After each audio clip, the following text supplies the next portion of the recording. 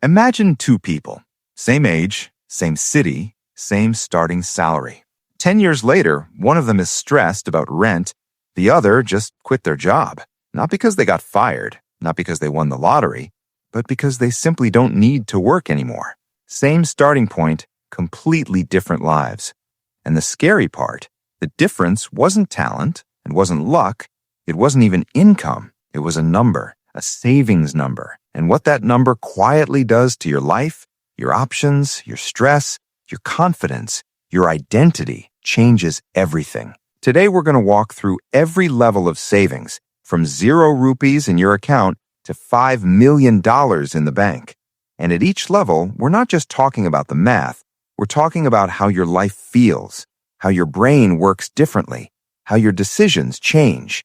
Because money doesn't just sit in an account, it rewires you. Let's start at the bottom. Level 1, the survival zone. This is the level most people don't talk about, but it's real, and a lot of people live here longer than they'd like to admit. At 0 savings, something very specific happens to your brain. Psychologists call it scarcity mindset. When you have almost nothing, your mind becomes completely obsessed with today. Not next month, not next year, today. What am I eating? How am I paying this bill? Is my phone going to get disconnected? Studies have shown that financial scarcity actually reduces your cognitive bandwidth, meaning your brain is so busy managing stress and immediate problems that there's literally less mental space left for planning, creativity, or long-term thinking.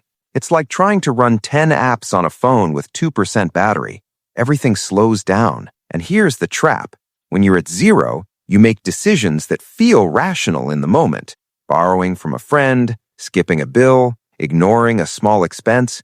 But those decisions make it harder to climb out.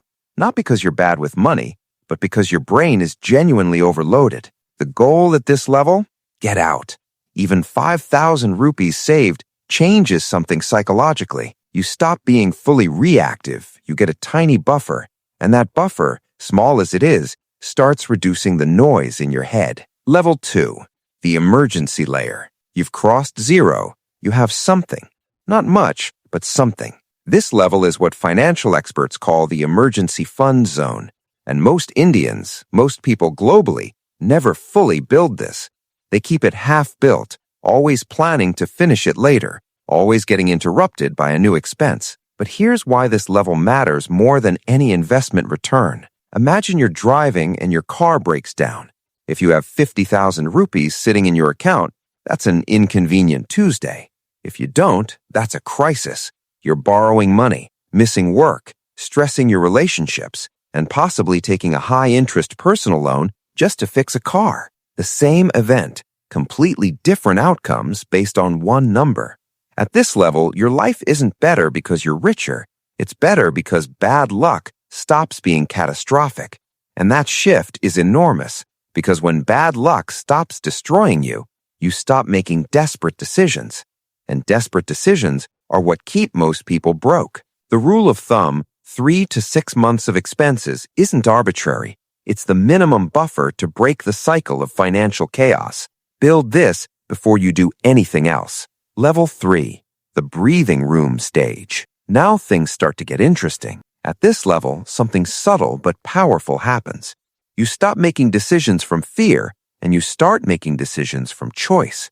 These aren't the same thing. Fear-based decisions are reactive.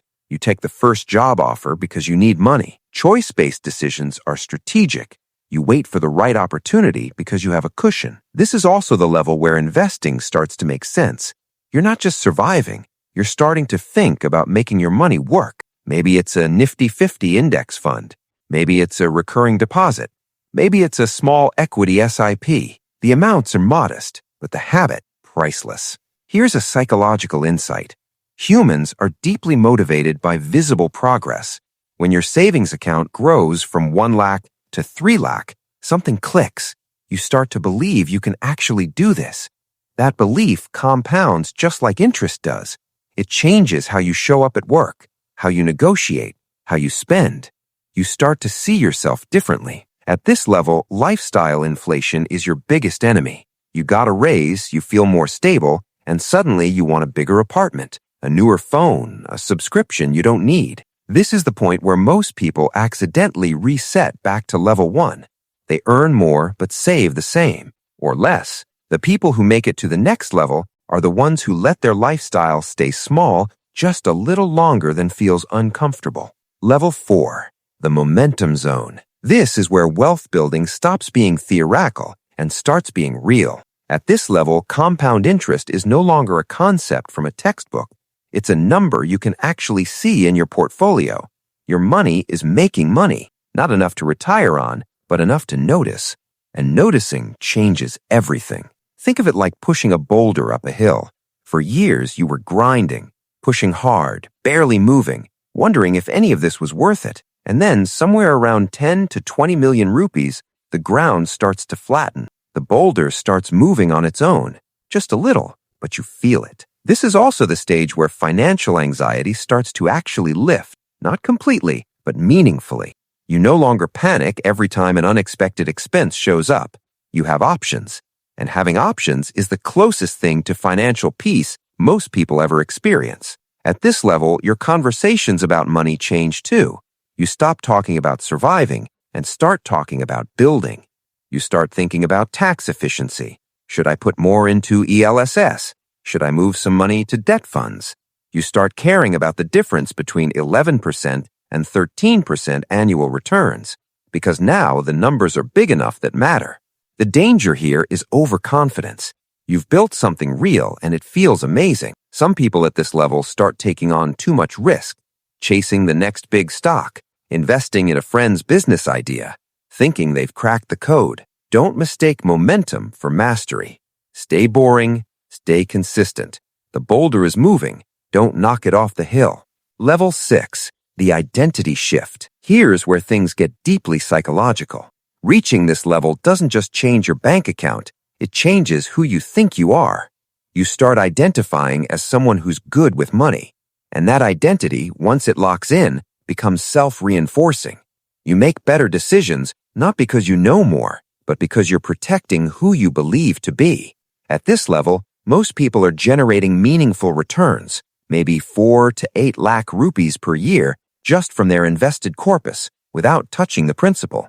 That's not retirement money yet, but it's a second income. It's options. Some people use this to take career risks they couldn't take before, starting a business, going freelance, taking a lower-paying job they actually love. The savings don't replace income. They replace fear. And when fear is gone, people often make the best career moves of their lives. This is also the level where people start to understand the true value of time. Money can now buy back your time in small but meaningful ways. You hire help. You automate. You say no to things that drain you because you're no longer desperate for every rupee. There's a famous idea in behavioral economics. Beyond a certain point, money doesn't make you happier, but what it does give you is autonomy, control over your own time and decisions. And autonomy, research consistently shows, is one of the strongest predictors of life satisfaction. At this level, you're starting to taste that. Level 7, the near freedom zone. This is one step below the finish line, and it's also one of the most underrated places to be. At 3 crore rupees invested conservatively at 7 to 8% annually, you're generating 21 to 24 lakh rupees per year. That's 1.75 to 2 lakh rupees per month without working. Not retirement for everyone, but for a lot of people in India, this number is close to or beyond what they currently earn. At this level, the conversation completely changes. Work becomes optional. Not immediately, not for everyone, but the possibility is real and close. This is also the level where most people get their biggest test, because now that you're close to financial freedom, you might feel the urge to speed things up, take a big bet, concentrate your portfolio in one asset, try to get to 5 crores in 2 years instead of 5. And this is where many people fall back. They were almost there, and they got impatient. The truth is, the closer you are to freedom, the more you need to protect what you have, not chase what you don't. At 2 crores, a 30% market crash hurts, but doesn't end you. At 2 crores, trying to turn it into 5 crores in one risky bet could end everything. Slow and boring wins. Level 7, the other side. Let's be honest about what this level actually feels like, because most people get it wrong. You'd think that at 5 crores, 10 crores, 20 crores, life becomes magical, and in many ways it does. The stress about money is genuinely gone. You don't check prices at restaurants. Medical emergencies don't terrify you. You can give generously without calculating the cost. But here's what nobody tells you. Beyond a certain point, money doesn't change your daily experience.